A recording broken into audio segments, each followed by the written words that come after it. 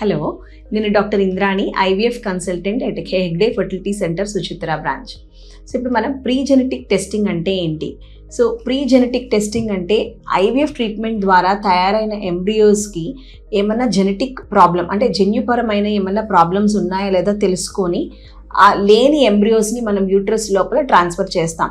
So embryo transfer చేయక ముందు చేసే టెస్టింగ్ని మనం ప్రీ జెనెటిక్ టెస్టింగ్ అని అంటాం. సో ఈ ప్రీ జెనెటిక్ టెస్టింగ్ మనం ఎందుకు చేయాలి? సో యూజువల్గా ఏంటంటే ఎంబ్రియోస్లో ఏమన్నా జన్యుపరమైన కారణాలు, లోపాలు ఏమన్నా ఉన్నప్పుడు వాళ్ళకి మిస్క్యారేజెస్ అనేది జరగడం కానీ, లేదంటే ఎంబ్రియో అతుక్కోకపోవడం, దాని ఇంప్లాంటేషన్ ఫెయిలియర్ జరగడం కానీ, లేదంటే ఒక్కొక్కసారి బేబీ పుట్టిన తర్వాత బర్త్ డిఫెక్ట్స్ కానీ ఏమన్నా ప్రాబ్లమ్స్ అనేది ఉండడం జరుగుతూ ఉంటుంది. సో ఈ మెథడ్స్ మనకి ఎలాగ ఉన్నాయి, ఈ ప్రీ జెనెటిక్ టెస్టింగ్లో ఏమేమి రకాలు ఉంటాయి, అందులో ఒక 3 రకాల టెస్టింగ్ అనేది చేయడం జరుగుతుంది. అందులో ఒకటి ఏంటంటే ప్రీ జెనెటిక్ టెస్టింగ్ ఫర్ ఎన్యూప్లాయిడీ అని అంటాం. సో ఈ ఎన్యూప్లాయిడీ అంటే ఏంటి? ఎన్యూప్లాయిడీ అంటే నార్మల్గా మనకి 46 క్రోమోజోమ్స్ ఉంటాయి. సో ఈ 46 క్రోమోజోమ్స్ అనేది ఎలాగొస్తాయి? మదర్ నుంచి 23 క్రోమోజోమ్స్, తర్వాత ఫాదర్ నుంచి 23 క్రోమోజోమ్స్ వస్తాయి. సో ఈ క్రోమోజోమ్స్ 46 ఉంటాయి మామూలుగా. కానీ ఈ ఎన్యూప్లాయిడీలో ఏమవుతుందంటే ఒక క్రోమోజోమ్ నెంబర్ ఎక్కువ అవ్వడం కానీ లేదా తక్కువ అవ్వడం కానీ జరుగుతుంది. సో అలాంటివి మనం కనుక్కోవడానికి మనం ఈ ప్రీ జెనెటిక్ టెస్టింగ్ ఫర్ ఎన్యూప్లాయిడీ అనేది చెప్తాం. సో యూజువల్గా ఏంటంటే కొన్ని ప్రాబ్లమ్స్ లైక్ ఒక టర్నర్ సిండ్రోమ్ అని అంటాం. అందులో ఏమవుతుందంటే ఆ క్రోమోజోమ్ నెంబర్ అనేది తక్కువ ఉంటుంది, అంటే వాళ్ళకి ఓన్లీ 45 క్రోమోజోమ్సే ఉంటాయి. అలాగే డౌన్ సిండ్రోమ్ అని చెప్తాం. అందులో ఏంటి, వాళ్ళకి ఒక క్రోమోజోమ్ ఎక్కువ ఉంటుంది, అంటే 47 క్రోమోజోమ్స్ ఉంటాయి, అంటే ఒక 21st పేర్ ఒకటి ఎక్స్ట్రా ఉంటుంది అనమాట.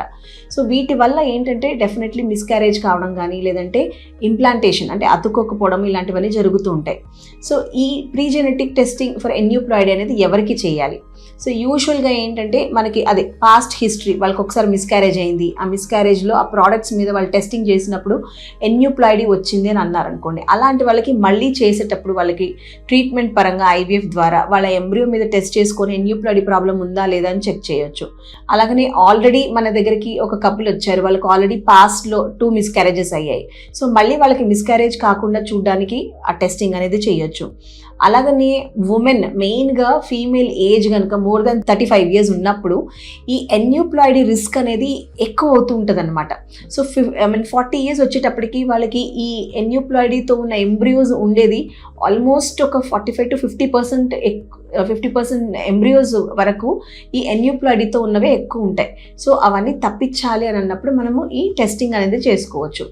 అలాగే రిపీటెడ్ ఐవీఎఫ్ ఫెయిల్యూర్స్ అయినప్పుడు కూడా, అంటే వాళ్ళకి 2 సార్లు ట్రై చేసాము, 2 సార్లు కూడా వాళ్ళకి అతుక్కోలేదు, అలాంటప్పుడు కూడా మనం ఈ పీజీటీ ఎన్యూప్లాయిడీ అనేది చేస్తాం. అలాగే ఇంకొక టైప్ మనం అనుకుంది pre genetic testing for monogenic defects అంటాం.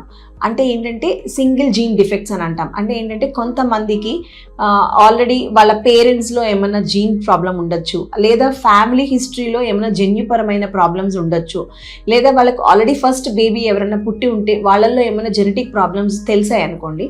అలాగా ఆ స్పెసిఫిక్గా ఉన్న జీన్ని మనం కనుక్కోవడానికి ఈ pre genetic testing for monogenic disorders అని చెప్తాం. సో అది టెస్ట్ చేసుకోవచ్చు. సో యూజువల్గా వీటిలో ఏంటంటే సికిల్ సెల్ ఎనీమియా అని, తర్వాత అలాగనే మస్కులర్ డిస్ట్రోఫీస్ అని అంటాం, అంటే మజిల్కి సంబంధించి ప్రాబ్లమ్స్ అలా ఉన్న వాళ్ళకి, తర్వాత సిస్టిక్ ఫైబ్రోసిస్ అని, ఇలాంటి కొన్ని డిజార్డర్స్ అనేది మనం ఈ టెస్టింగ్ ద్వారా కనుక్కోవచ్చు. అలాగే ఇంకొకటి pre genetic testing for structural rearrangements అంటాం, SR. అంటే ఏంటి, నార్మల్గా క్రోమోజోమ్లో ఉన్న దాంట్లో ఒక క్రోమోజోమ్ని ఇంకొక దగ్గర అది ట్రాన్స్లోకేషన్ కానీ, లేదా క్రోమోజోమ్ ఇన్వర్షన్స్ కానీ అలాంటివి ఉన్నవి మనము దీని ద్వారా తెలుసుకోవచ్చు అనమాట. అంటే రోబర్ట్సియన్ ట్రాన్స్లోకేషన్ అనేది కామన్గా చూస్తూ ఉంటాం, రెసిప్రోకల్ ట్రాన్స్లోకేషన్, ఇలాంటివన్నీ దీని ద్వారా మనం తెలుసుకోవచ్చు. అండ్ దెన్ ఈ టెస్టింగ్ అనేది మనము ఎలా చేస్తాము, అంటే ఈ ప్రీ జెనెటిక్ టెస్టింగ్ ఎట్లా చేస్తారు? సో యూజువల్గా ఐవీఎఫ్ ట్రీట్మెంట్ అయిన తర్వాత మామూలుగా ఎంబ్రియోని మనము 5వ రోజు కానీ 6వ రోజు వరకు కల్చర్ చేసిన తర్వాత ఆ ఎంబ్రియోలో ఉన్న సెల్స్ అనేది తీయడం జరుగుతుంది. సో ఇప్పుడు ఎంబ్రియో ఉన్నప్పుడు ఏమవుతుందంటే దాంట్లో 2 లేయర్స్ ఉంటాయి. బయట మనము ఏదైతే లేయర్ ఉందో ట్రోఫెక్టోడమ్ అంటాం, లోపల ఇన్నర్ మాస్ అని అంటాం. సో ఈ నార్మల్గా ఏంటంటే ఈ పై భాగం అనేది నార్మల్గా ఫ్యూచర్లో అది ప్లసెంటా లాగా స్థిరపడుతుంది, ఆ లోపల ఉన్నది అది బేబీ లాగా ఫామ్ అవుతుంది. సో ఇప్పుడు మనం ఈ పై భాగంలో ఉన్న దాంట్లోంచి ఒక 3 నుంచి 10 కణాల దాకా తీసి ఆ కణాలని మనం టెస్టింగ్ అనేది పంపడం జరుగుతుంది. సో దీన్ని బయాప్సీ అని అంటాం. సో ఈ బయాప్సీ తీసిన తర్వాత ఒక స్టెప్, ఆ తర్వాత ఆ బయాప్సీ తీసిన తర్వాత ఆ సెల్స్ని మనం వేరే ల్యాబ్కి టెస్టింగ్కి పంపించడం జరుగుతుంది. అది పంపించిన తర్వాత వాళ్ళు ఆ ఎంబ్రియో నార్మల్ ఉందా లేదా అని చెప్పాక ఏ ఎంబ్రియోస్ అయితే నార్మల్ అని చెప్తారో ఆ ఎంబ్రియోస్ని మనము ట్రాన్స్ఫర్ చేయడం అనేది జరుగుతుంది అనమాట. Thank you.